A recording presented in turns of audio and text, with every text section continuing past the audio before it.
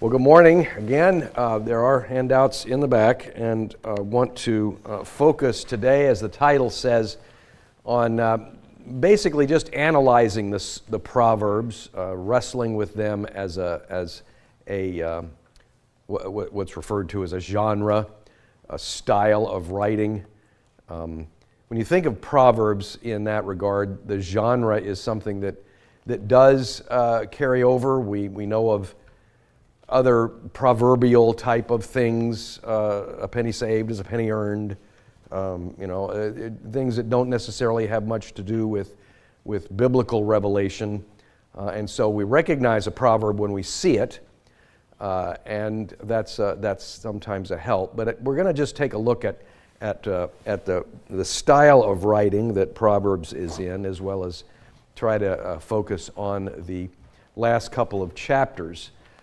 Just again to start with, to remind you of the outline that O. Palmer Robertson suggests we use, and that is we focused last week on the opening 9 chapters as a block because it deals with covenantal education. It deals with primarily and very deliberately with educating the parent educating the child, and how that carried a lot of inherent messages to us, that a stable marriage and home life is vital, not just helpful, not just a privilege, as the language is sometimes used pro and con against families today, but a very important, very vital aspect to the raising of children and the responsibility that the parents have, primarily the father. There is a great emphasis in Proverbs on headship,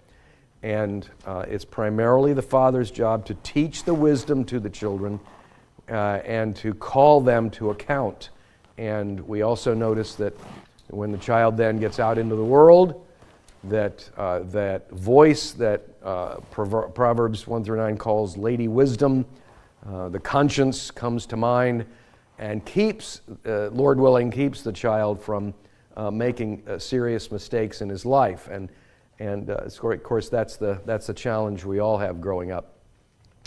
The rest of the book of Proverbs is structured along with the general titles.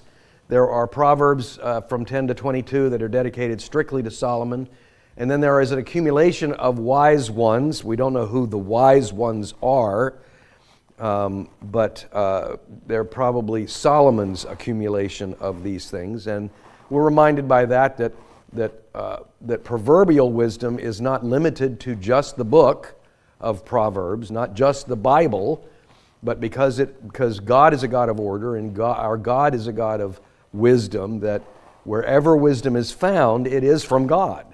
It is from the one true God, and so we find. That's why we can find wisdom literature in Egypt and in other places in the ancient Near East, is because they are products of the same Creator. And so that's to be understood that way. There is also the arrangement or the gathering of Solomonic Proverbs that were accumulated by Hezekiah, a king much later in Israel's history, respecting, admiring, understanding the value of Solomon's words by the inspiration of the Holy Spirit. And so he accumulates and offers a couple of chapters of those. And then later on today, we're going to focus on the words of certain other wise men, Agur or Agur and King Lemuel, and the acrostic that ends the book of Proverbs 31, 10 to 31. But what I want to do today is kind of chew on the form of the Proverbs for a minute, and how to recognize it, how to understand its meaning and its purpose. So without looking at the notes, unless you already have, let me ask you, how would you define what a proverb is? The question is, what is a proverb? Somebody asks you what a proverb is. How would you define it?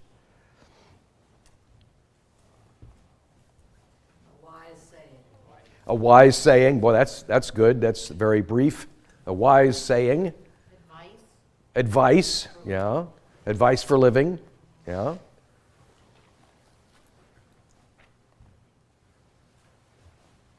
Come on, don't be shy. A short summary that's easy to remember. A short summary that's easy to remember. You hear all the themes that are being picked up here. A short, pithy, brief. That's all there. Remember is a big aspect. You keep it short, just like today we have rhymes and chants and songs to teach kids grammar and all of those other things. Catechism, because the answers are supposed to be somewhat short, right? But that's easy to remember. That's a great aspect. Like another aspect would be just the comparing of the wise and the fool. Like every other line, it seems there's the wise man, and then So there's warning. There's a comparison. This is a proverb teaches. There's a didactic aspect to it that it teaches wisdom from foolishness. That's one of the basic reasons that a proverb is made. Warning. Yes, there's a warning to that. Don't be like this guy. Be like this guy. There's that warning aspect. In terms of format, I think of like if this, then that. So If then, yeah, okay. So something. If you do something, then you get a certain result. Okay. There is a predictability to your behavior. We'll put it that way. If then is how he put it. That just shows off how much computerized your age is. But it's true. You do something, you can get an expected result. So it's not just simply, so all of those elements are part of it. Here are some of the ways that the word proverb has been defined by a bunch of other folks. A short saying that is full of meaning. One or two of you offered something even better than that. A short, pithy, that's actually redundant, isn't it? A short, pithy statement that transmits an intergenerational cast. I like that. That cyclical. We're passing information on to not only this generation but the next. So that's good. In a fixed literary form, doesn't tell it. That's like saying a proverb is a proverb. In poetic variation, that tells us nothing. A short, pithy saying in frequent and widespread use. So, in other words, it's something that everybody says. I'm not sure that's necessarily true either, but we pick that up and we say that's a description of a proverb, not a definition. Widespread use that expresses a basic truth. A basic truth. What is a basic truth? Or practical precept. So by putting the or in there, they're saying a basic truth and practical pragmatism is truth. I don't like that. Number 4, a short, pithy sentence, often repeated colloquially. Thank you. Colloquial. You come up here and try to say it. Colloquially, expressing a well-known truth or a common fact. Again, it doesn't tell us where that comes from.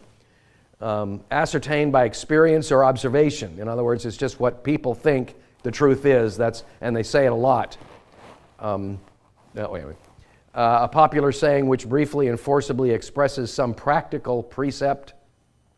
An adage, a wise saw. I like that. Wise saw. Often set forth in the guise of metaphor and in the form of rhyme and sometimes alliterative. That's this guy's been in school too much. And then number 5, a byword.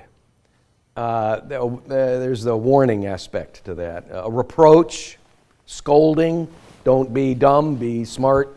An object of scorn and derision. That's probably too harsh. Warning is more. I think that this person is taking offense when the Bible uses the word fool. Well, who are you to call me a fool? And so it's a scolding. He thinks a proverb is more in the line of scolding. The one I would offer is a memorable slogan of advice and counsel. Memorable, something you want to recall. Slogan, something that is easy to recall, something that is easy to remember, easy to pass on. That is indeed something you want to remember. But even that, I admit, doesn't go far enough. So there's various ways we can approach the the meaning of a proverb, but we recognize it very easily because we think there's a pattern to it. But I want to analyze that pattern. First of all, what is the purpose for a proverb? Now, we've talked about that in the definitions a little bit. But why would the wisest man in the world say, I'm going to write my wisdom down in proverbial style? What is the purpose? Is there anything more to the purpose that we've already mentioned? The easy transmission. Easy transmission, yeah. The teacher can remember it, that's a plus. And it can be easily learned. So there's the ease of transmission. It can be brought to mind that this situation fits this proverb, and I'll recall that. Yeah, I would say it's also children remember them easily. It's easy for. Well, classical proverbs are usually connected to particularly animal stories, and so. Okay. The imagination of a child. So it reaches a child. That's very good. Sometimes, parents make the mistake of thinking that you can't teach anything to a child until he's a teenager. And so they don't bother. And so they think, now that you've got some sense and some reason to you, I'll tell you what's smart and what's not. But a proverb, by definition, is actually teaching a child much younger, even about things they have no concepts of. The father teaching his child about adultery doesn't wait until he's married. He doesn't wait until he's dating. The things that child needs before he gets to puberty are the things that are found in the value and the reverence you have towards marriage and the family. And you ground that child before those tests come up. So there's wisdom in terms of that. Let me just offer a few things here. The purpose of a proverb is to provide a guide for skillful living. When I taught through Proverbs, I use that term. I use skill for living. The wisdom literature is just gives you skills by which to live, tools for facing choices. The identifying of danger, we mentioned that there are landmines in the world that we have to be careful about, that you have to know are out there. I don't want you to be naive. The identifying of danger is to equip you, to grow you up before you face those times. Used to be, a generation or two ago, that the world we lived in was safe enough that you could let your child go out and get burned in the world and come back and it wouldn't hurt him too much. But now, we live in a sinister world, and you haven't got the luxury anymore to let that happen. You have to prepare that child before they're lied to in the world, before they're sold, before they're manipulated, to know that this is what's out there, and you have to be careful about it. So when the Proverbs use the word simple, maybe that one person defining thought that was some kind of insult. You're calling me simple just because I don't have the same degrees you have or something else. No, simple and naive in Proverbs is to be defined as not something mentally incapable of handling warnings or truth, but somebody that it's not young age. It's that they have not been taught. So they are exposed to the truth in the world as it comes along. So the simple and the naive, when you read those two words in Proverbs, that's what you come to mind, is the simple and the naive are the ones who have not had faithful parents to teach them as they grew. So it's make sure you understand that aspect of it. The purpose of a proverb is to remind them of what they already know to be true. They're not merely the blessings and the consequences in nature. You kind of figure that out. And as one commentator said, many proverbs seem like simple common sense adages that can be found in an advice column of the newspaper or in a fortune cookie. That's what's so big deal about this. And the point, of course, is that as some pastors define the outline of their sermons, they say, I tell them what I'm going to tell them, and then I tell them what I told them. And and a lot of teaching, a lot of parental teaching, is reminding them of what they already are supposed to know, so they don't forget when they're out in the world. And so it's more than just the routine advice in the world. It is something worth holding on to. It's something worth keeping close to your heart. And it's a reminder also of divine accountability. This is the part that's left out of the Proverbs of Ben Franklin or something else like that. There is divine accountability to the warnings that you get and to the heedings. Be wise, don't be foolish. Don't do this, don't do that, because there is accountability before a living and true God. So the purpose of Proverbs is more than just the communication of education, more than just the warnings.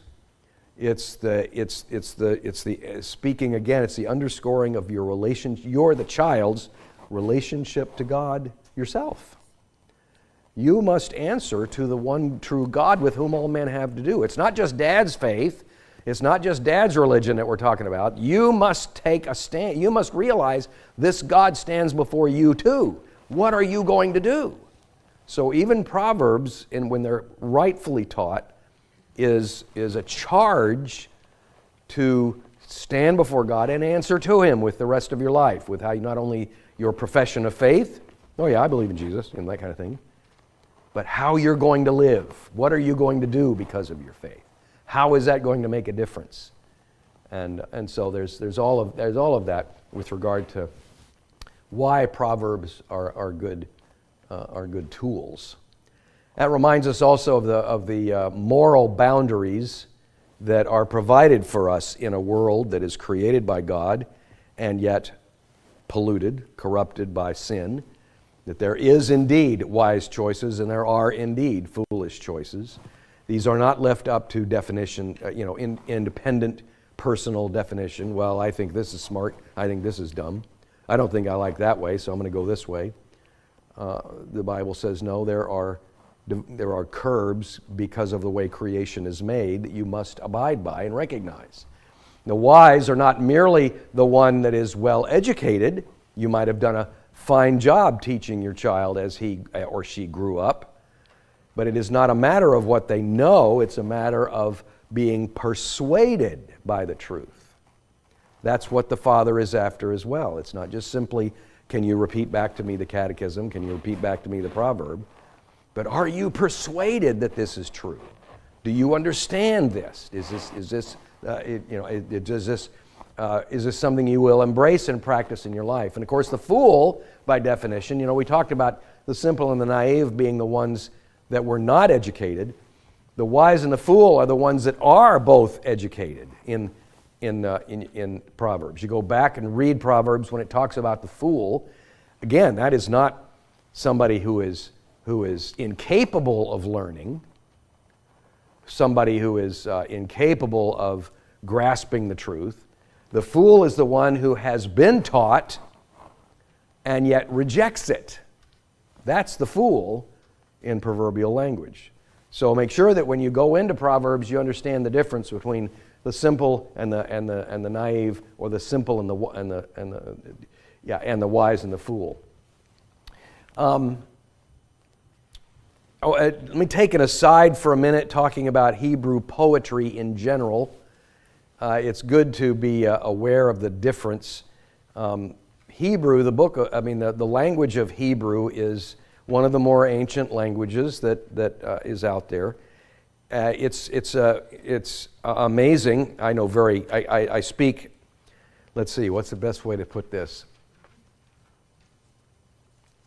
I would probably fall into the category, I'm not uneducated, but I'm not an expert by any means, so I'm trying to think of a proverbial way to describe myself. Am I a fool or am I naive? Anyway, the basics of Hebrew language, is something that you grasp when you're taught it in seminary, and that's as far as I got. But one of the things that's, on one hand, Hebrew is very simple. It's a very simply structured language. On the other hand, it's very complex. It's very mystifying. It's very Eastern. It's very different than learning, say, Greek or English, which is Western. Hebrew is very, very different. And so I want to point out just a couple of ways that will come out in the translation for you. Proverbial writing falls under the larger category of Hebrew poetry. And Hebrew poetry is rather easily recognized whenever it shows up because it often is structured in paired lines, for instance. If I take Psalm 1, you'll notice this. It says, Psalm 2. Why do the nations rage? And then there's a paired line that follows it. And the peoples plot in vain. And now the point of that is it says the same thing with different words. See that? It's the same question, but it words it differently. Now the fact that it words it differently is an elaboration on the first statement. It's an underscoring of the first statement. And yet it also kind of adds to it, doesn't it? Why do the nations rage? That means the nations are angry. And the peoples plot. That's something they do in anger, but they do it in vain. It's hopeless. That we didn't learn that in the first line. So the first line will repeat. The first line will make a statement. The second line will repeat it, but will embellish it or add to its understanding. That's kind of how Hebrew poetry works. You go on in that psalm, the kings of the earth set themselves. And so we go back, there's a duplication even from one verse to the next. We're saying much the same thing. The kings of the earth set themselves, and then there's a repeated line, and the rulers take counsel together. But then that one double line continues with another double line.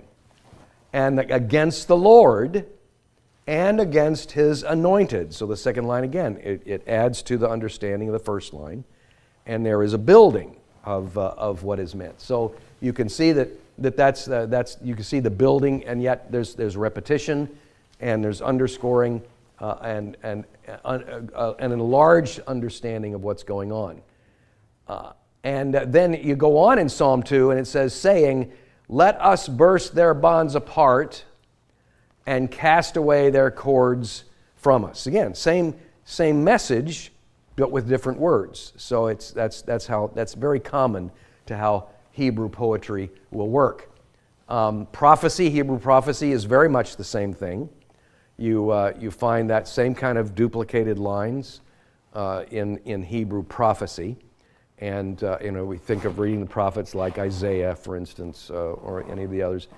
Oftentimes that what they're actually declaring, preaching, will be in those duplicated lines.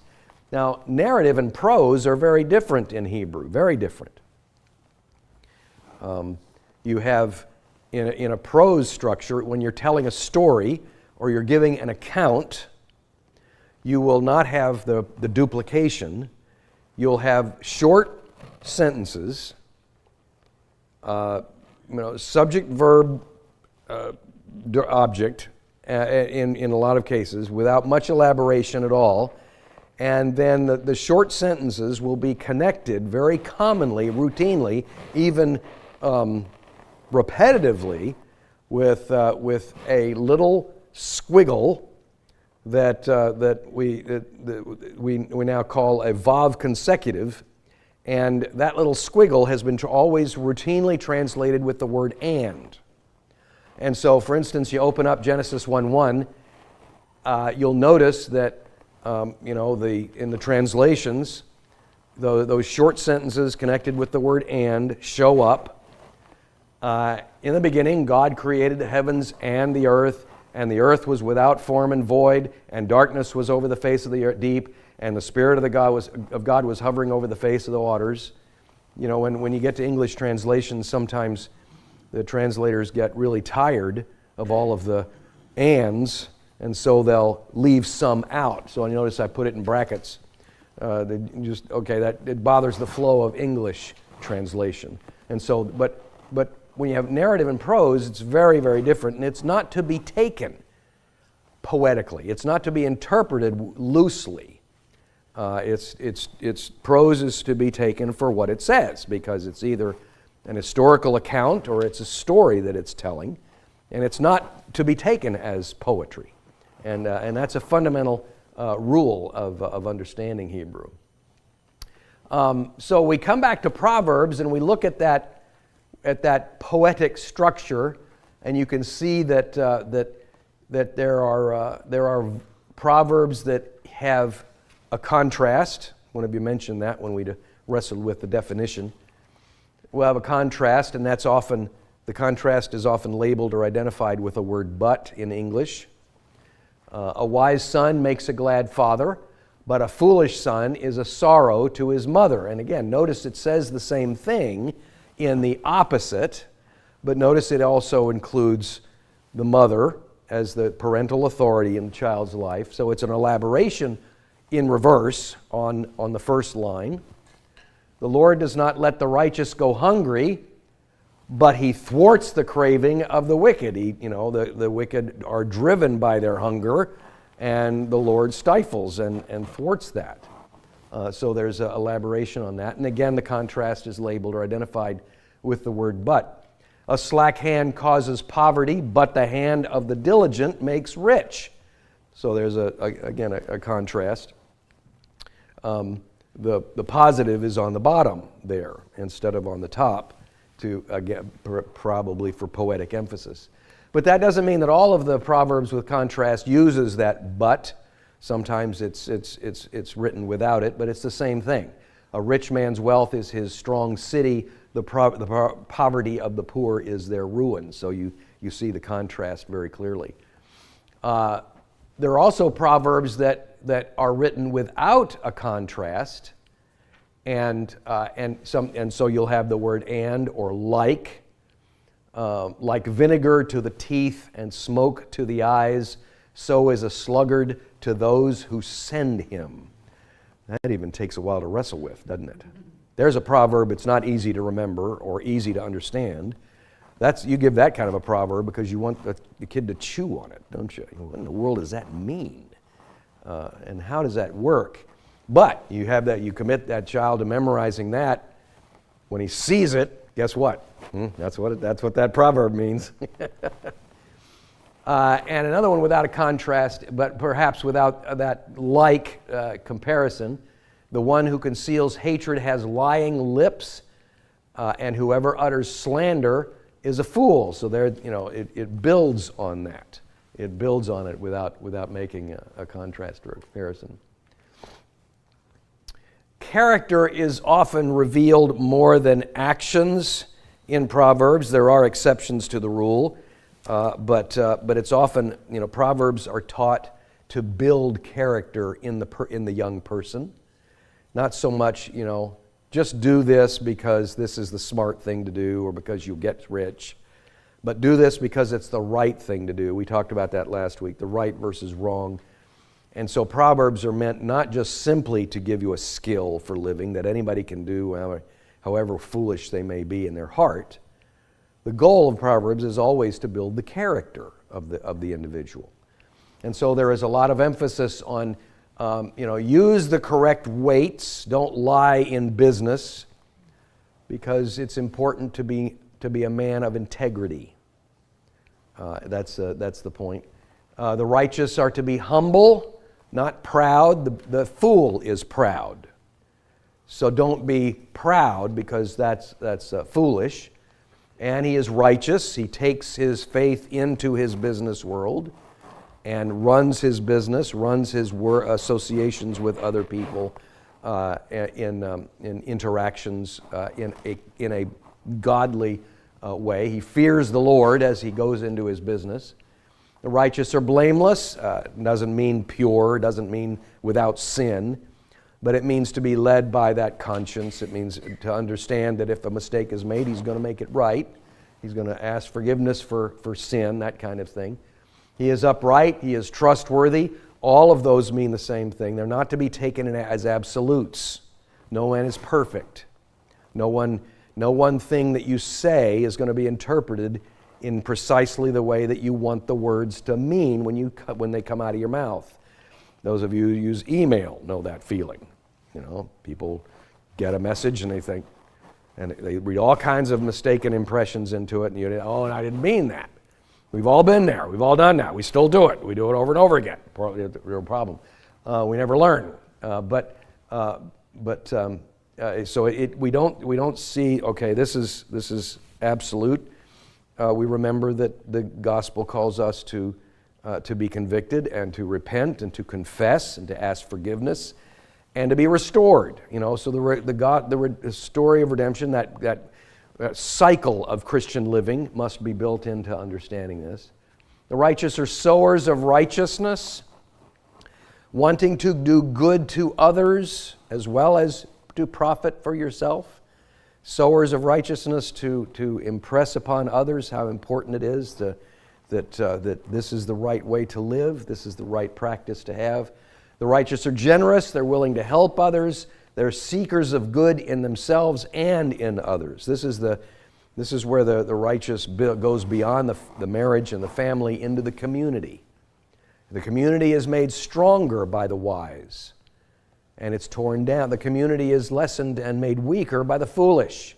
The foolish are the ones who seek to take advantage of a strong community, the structure, the order, the predictability of business and all this other thing. They take advantage of that, but in the process they wear it down. The righteous build the community, strengthen the order, and so that's all very good. The wicked, on the other hand, are mostly in contrast to everything I've said before. There is pride, there is unfaithfulness. The wicked are the ones who give themselves readily to cheating, to deriding and destroying others, especially in competition. Those guys are turkeys. You want to buy your stuff from here. They're losers. They're corrupt. They get their stuff from China. You don't want that. That kind of thing. They use destructive words. They gossip. They are ruthless. They're cruel. They're stingy. And as we've learned before with Proverbs, they will receive their due. They stand. Even the foolish. We always remember stand before a holy God, and they will be judged. They will be held accountable. Which is the ultimate warning, not to be a fool. You don't get away with it. That's the bottom line there. We've talked about consequences before. I'll just go through this quickly. The righteous find favor with God and are delivered from death. They increase in wisdom. There is a profit to growing in knowledge. As you use knowledge in the world, you grow. You become, the older you get, and the more practice you have, the more finesse you have with your ability to express yourself. When you're young, you don't know, choose the right words, choose the right time. Life has a way of teaching you those things, and keeping your mouth shut when you need to. That's another lesson that's hard to learn. But when you get older, you have an ability. You grow in that ability to express yourself well, and that's very much a help. It makes the community, the city, rejoice because of the strength that community has because of what you've given to it. Instead of thinking, our country's going to pot because of this, that, and the other, and it's not like it used to be in all the good old days. Now we rejoice in the fact that our community is growing stronger, holding their tongue, keeping confidences. It's not the same thing as not being a squealer. There are times when, keeping a confidence of somebody is very critical at a junction of importance, as opposed to just spewing things that you just learned to somebody else. There is a time to hold your tongue about somebody else until things are resolved, that kind of thing.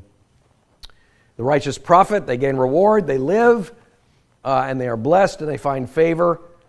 So while the point is, and this is an introduction into the next book we're going to be dealing with, while these things cannot be taken as absolutes, they are the fundamental principle that we will remember.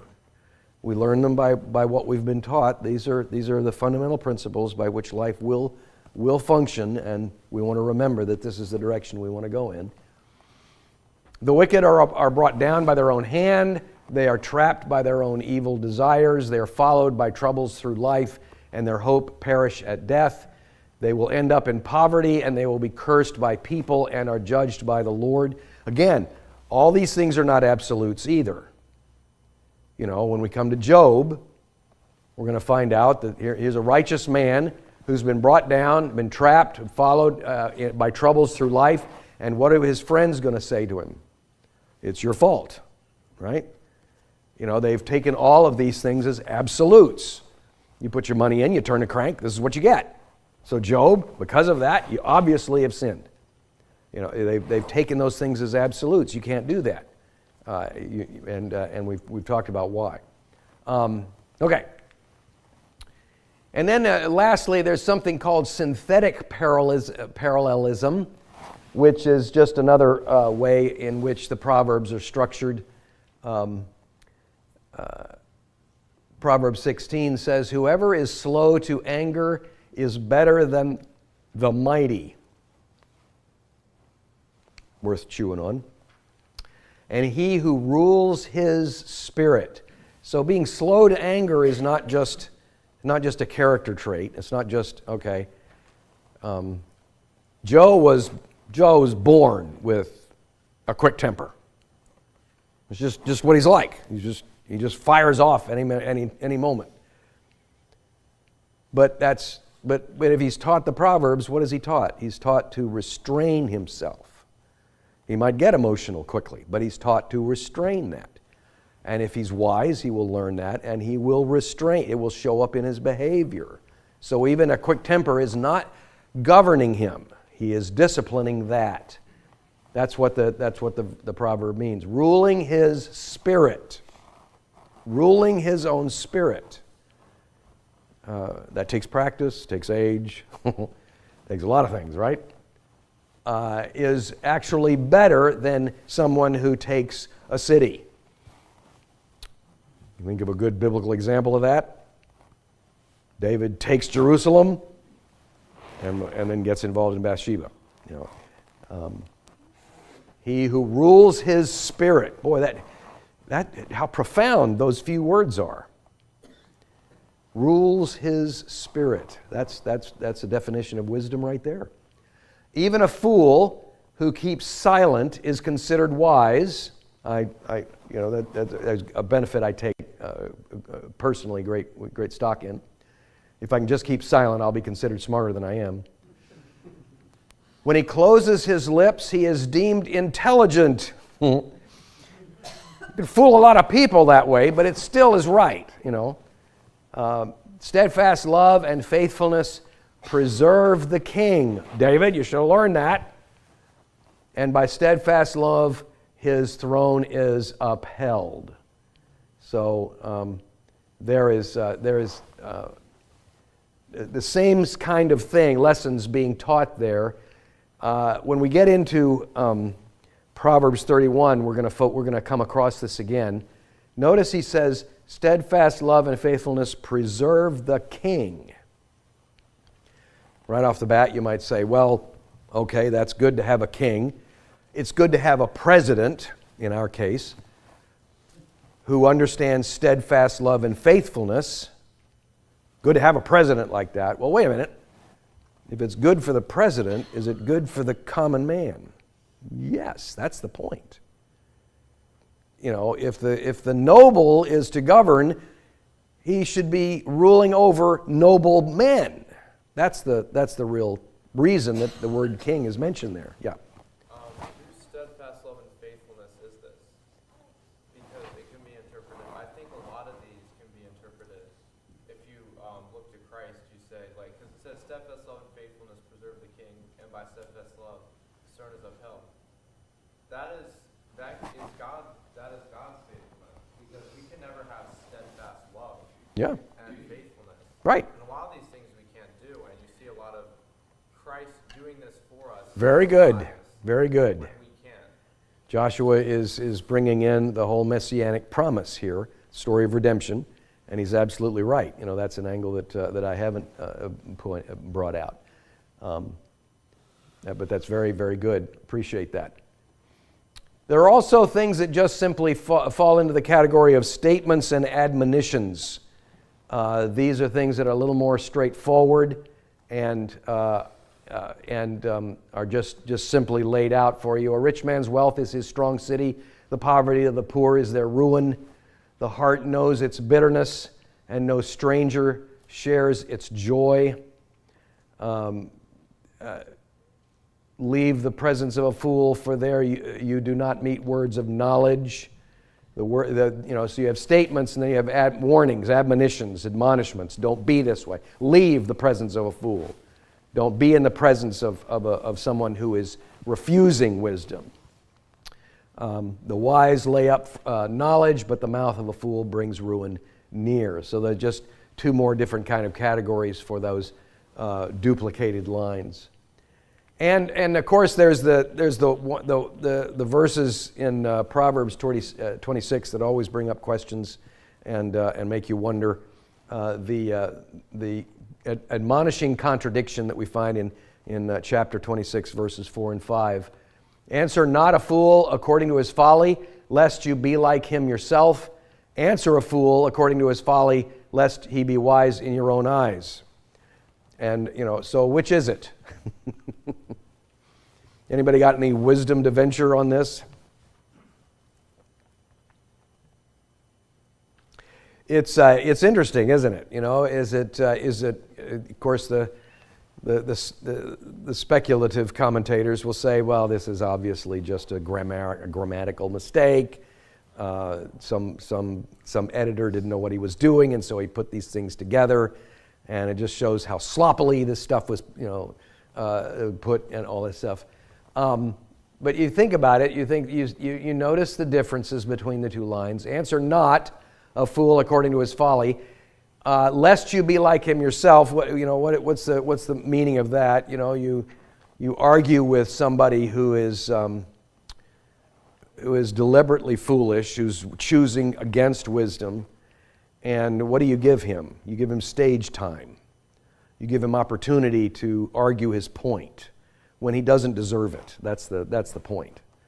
And because you do that, because you allow him to have that stage time, then you come across like a fool yourself, because you're just encouraging him to elaborate on the stuff that he's talking about. What comes to mind is conspiracy theories, for instance. Somebody who's caught up in a crazy conspiracy theory. And so you ask him questions about it, and you let him explain his conspiracy and how his yarn just keeps going on and on and on. And you're thinking, I'm a fool for encouraging this. I'm a fool for playing this along. Then he says, answer a fool according to his knowledge, lest he be wise in his own eyes. Well, that's, what does that say? It says, don't let him be a stage. Let him hear your rebuke right away, so that he doesn't walk away from this dialogue thinking he's right, or that he's got it nailed down, or that he's convincing everybody he's talking to. One commentator says the second line, which is the bottom two, helps a person to know which would be appropriate. The second line gives the wise person some direction as to whether a fool should be answered. Wisdom will help a person understand the situation, to know whether or to answer or not. A proverb is not a universal statement that applies to every situation, but is a specific statement that applies to a certain situation. That's generally a good way to explain why we don't regard Proverbs as, in a wooden way. This will always work. It's not mechanical. It's not automatic. This is always the truth. We have to realize that this curse of sin is going to affect our reasoning. Somebody else writes, must not wisdom recognize on the one hand that the wicked often prosper, there's contradiction right there, while also affirming that God judges the wicked? Must not these two perspectives be in tension? He says we naturally have to put these things together. with wisdom applying the one or the other to a particular concrete situation. Apparent dichotomies only demonstrate the need for discerning wisdom to survive in this disjointed world order. Okay? Anything to add to that? Dan? And I think it also reminds us of the rest of the Bible, the rest of wise living, that there are, not wooden applications. And you can think of Paul's life and how he dealt with interacting with, with the Jews. Sometimes being like them, and sometimes not. And similarly, I think the writer of the Proverbs does us a service here by putting these next to each other to remind us, Right. In bold, obvious ways, that we need discernment and how you deal with situations. Yeah, you need discernment because your life is not a book. Your life has context at every stage. And so wisdom applies the proverbial structure, the proverbial teaching to the particular situations you find yourself. Karen? I was thinking of how Christ tells the disciples to, when they're trying to convey the gospel to people, if they're just not going to listen, just shake the dust off your feet. And Right, leave. right. So it kind of tells you when to, There's times to get into a dialogue and there's times not to, and it takes practice to understand sometimes which is which. Yeah. Good points. Good points. All right. Well, I want to finish our class by looking at Proverbs 30 and 31. Proverbs 30 is titled "The Words of Agur," or Azur, son of Jakeh, or Yake, and we don't know who this is. We don't know. Lots of commentators will say that 30 and 31 are added in, and because we don't know who they are, because we can't find them in the rest of the history of Israel as written in Samuel Kings, for instance, that they're non-Israelite contributions. I don't think I'm willing to go that far. The fact that we don't recognize their names doesn't mean anything to us by itself. And there's hints in the texts that make me feel like it's closer to home than we think. Notice it says notice the title here. The one thing we know about Azur, or Agur, is that he is the son of Yake. He's the son. He is the one who is writing perhaps about his own life and what he was taught by Dad. In fact, I think Proverbs chapter 30 is a song of regret. It's a song of a son that chose not to be a fool, to reject what he'd been taught, and how his life turned out. Let me just read through this. The man declares, "I am weary, O God, I am weary, O God, and worn out. Surely I am too stupid to be a man. I have not the understanding of a man. I have not learned wisdom. Nor have I knowledge of the Holy One. Who has ascended to heaven and come down? Who has gathered the wind in his fists? Who has wrapped up the waters in a garment? Who has established all the ends of the earth? What is his name and what is his son's name? Surely you know." Is this a prayer, perhaps? There's things in here we could draw on, but it's this man is frustrated with his own life, and he's looking back on the fact that he has ruined everything. Every word of God proves true. He finally gets it. Duh! He is a shield to those who take refuge in him. Do not add to his words, lest he rebuke you and you found to be a liar, like I am. 2 things I ask of you. Deny them not to me before I die. Remove far from me falsehood and lying, which is what I've embraced all my life. Give me neither poverty nor riches. Feed me with the food that is needful for me, lest I be full and deny you and say, who is the Lord? Or lest I be poor and steal and profane the name of my God. Do not slander a servant to his master, lest he curse you. and you be held guilty. I think he's just writing about himself. There are those who curse their fathers and do not bless their mothers. There are those who are clean in their own eyes, but are not washed of their filth. There are those who, how lofty are their eyes, how high their eyelids lift. There are those whose teeth are swords, whose fangs are knives, to devour the poor from off the earth, the needy from among mankind. This next section is particularly interesting. The leech has 2 daughters, give and give. 3 things are never satisfied, 4 never say enough. Sheol, the barren womb, the land never satisfied with water, and the fire that never says enough. The eye that mocks a father and scorns to obey a mother will be picked out by the ravens of the valley and eaten by the vultures. These 3 things are too wonderful for me. Listen to how he puts this. For I do not understand the way of an eagle in the sky, the way of a serpent on a rock, the way of a ship on the high seas, and the way of a man with a virgin. What in the world is he talking about there? Righteous dating, which he's never done. But listen to what he says here. This is the way of an adulteress. She eats and wipes her mouth and says, I've done nothing wrong. He knows all about her. He doesn't have a clue as to how to relate to a righteous woman, but he knows all about the kind that he's hung around with all his life. Under 3 things the earth trembles, under 4 it cannot bear up. A slave when he becomes king, a fool when he is filled with food, and an unloved woman when she gets a husband, and a maidservant when she displaces her mistress. 4 things on earth are small, but they are exceedingly wise. The ants are a people not strong, yet they provide their food. And he goes on. You can have your own interpretation if you wish. I just think that this is a man who's living a life of total regret, and it's a wonderful thing that the Holy Spirit has moved him to write this down for us. You could give this to your son as an assignment. Is this what you want your life to be? Tell me what he did wrong. Tell me how he's living. Wrestle with these words. Why is this in book of Proverbs? It's a warning. It's not just pithy sayings. This is a whole diary.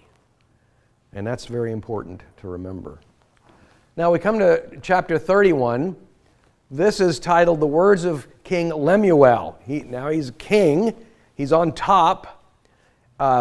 Whether we should take the title king seriously or whether Lemuel is a nickname for someone else.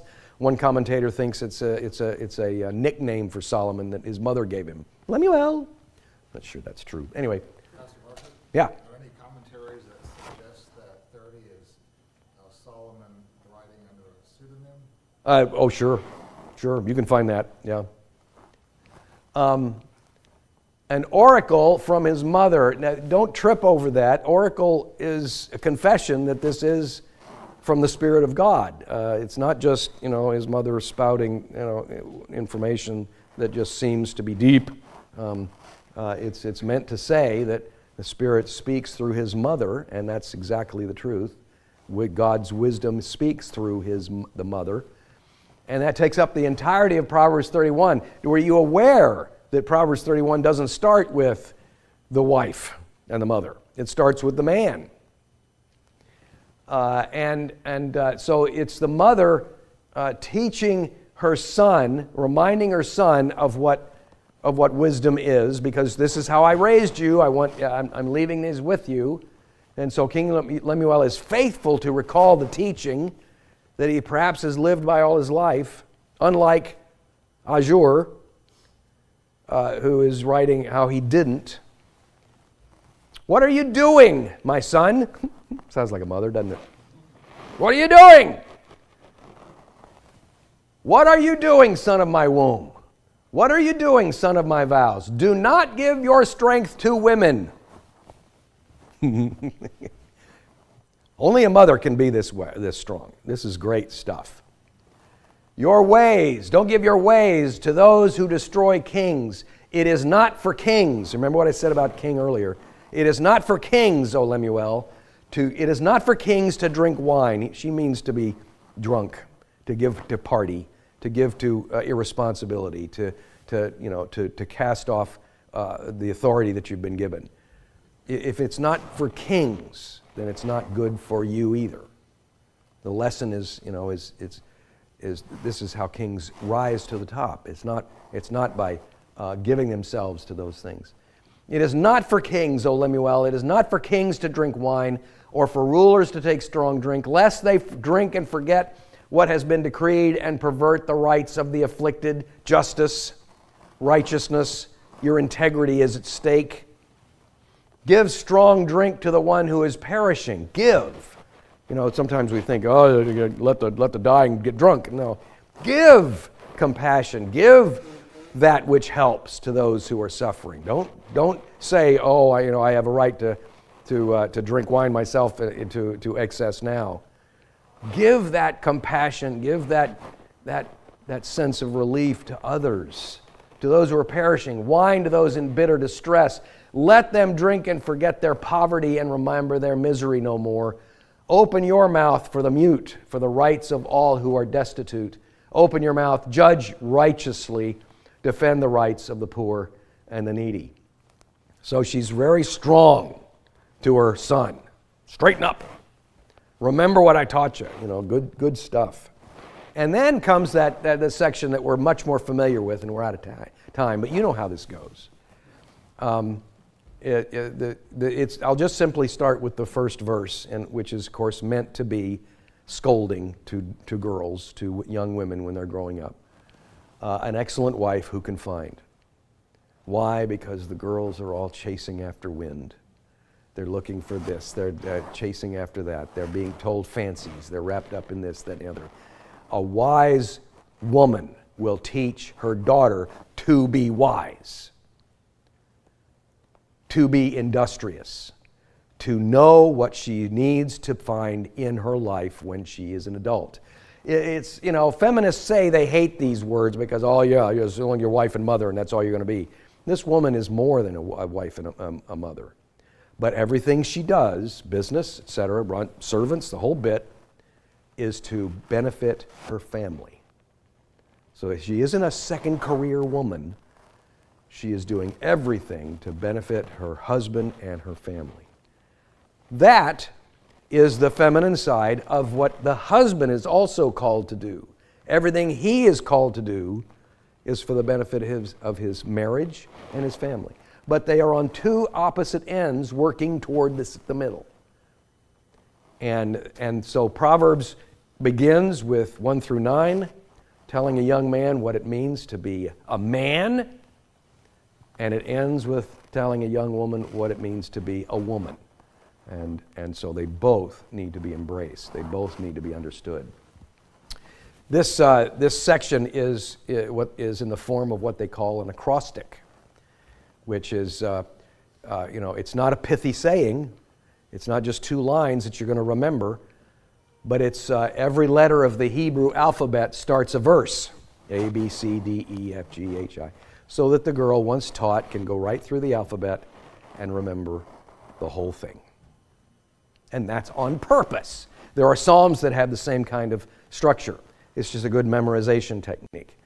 But it's obvious that the mother taught this to the girl. Say it again, say it again, say it again. What's that first line?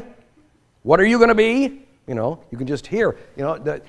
The same mother that drilled her son doesn't hold back from her daughter. Now there's a wise and smart mother. Right? Okay, let's close.